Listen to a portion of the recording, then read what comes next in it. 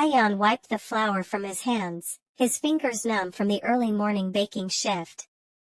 The smell of cinnamon rolls filled the small bakery, Sweet Haven, tucked in a quiet street on the outskirts of the city. It wasn't much, but it was honest work. He earned just enough to pay the rent of their one-room apartment and buy his mother's medications. His mother, once a vibrant woman, was now bedridden. Ion's dream was simple, not wealth or fame, but to give his mother a life without pain. He had no time for distractions. Life had taught him that love was a luxury the poor couldn't afford, but destiny had other plans.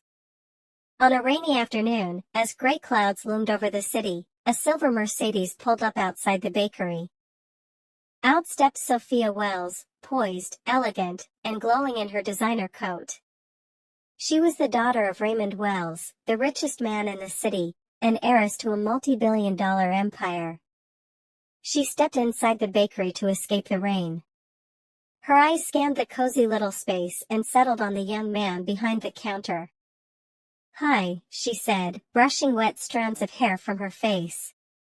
"Do you make custom cakes for charity events?"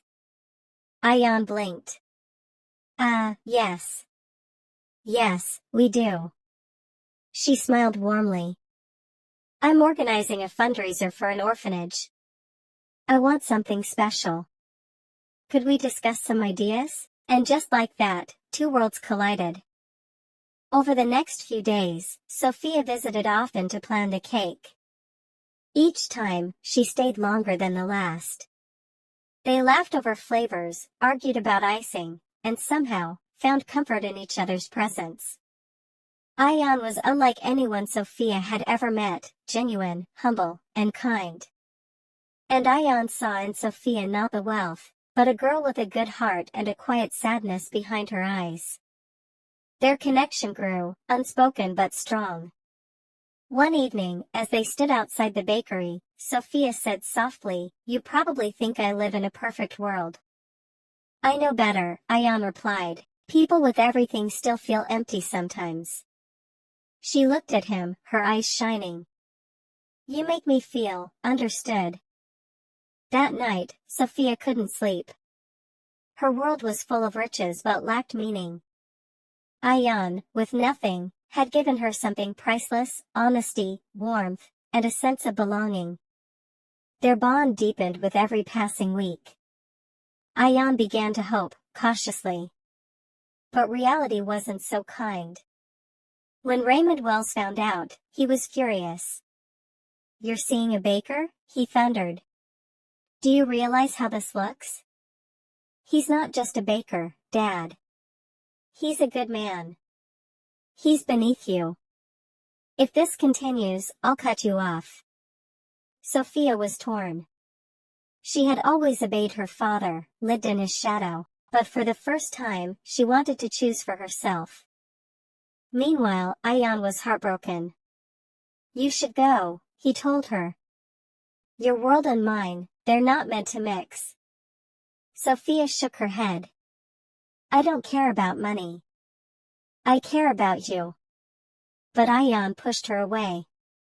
He couldn't let her suffer because of him. Days passed. The bakery felt emptier. Ion tried to bury his feelings, but every moment reminded him of her laugh, her eyes, her kindness. Sophia, on the other hand, did something no one expected. She left home.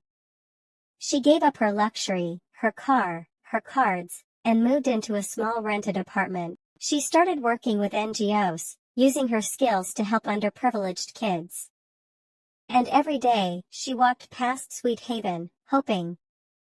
One morning, she found a small note slipped under her door. It was scribbled in Ion's handwriting, *, meet me where it all began. Star.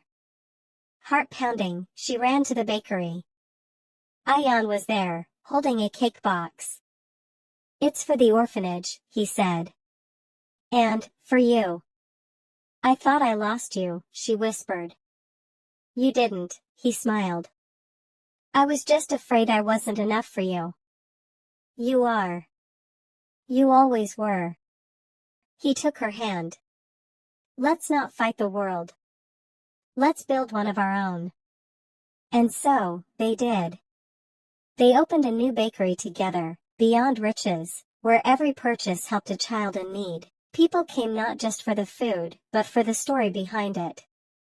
Years later, as they stood hand in hand outside their bakery, Ayan's mother smiling from the window, and children laughing nearby, Sophia whispered, "We may not be the richest in the world, but I've never felt more wealthy."